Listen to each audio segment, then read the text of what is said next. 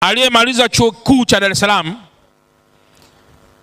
amepewa mtaji wa shilingi milioni 1.5 na mzazi wake ili afungue saluni. Wafanyakazi wangu wa serikali wa ndani ya kata hiyo wakaenda kwenye saluni hiyo na kuifunga kwamba yule dada alikuwa anatumia wafanyakazi ambao hawajapimwa afya, na wakamtaka binti huyo alipe Laki6 au la atalala ndani mpaka hapo mashauri mengine yatakapotokea. Kauli zile za wafanyakazi wale, na kwa sababu ilikuwa ni siku zinazoelekeana na siku ya wafanyakazi duniani, niliona kwa namna ambavyo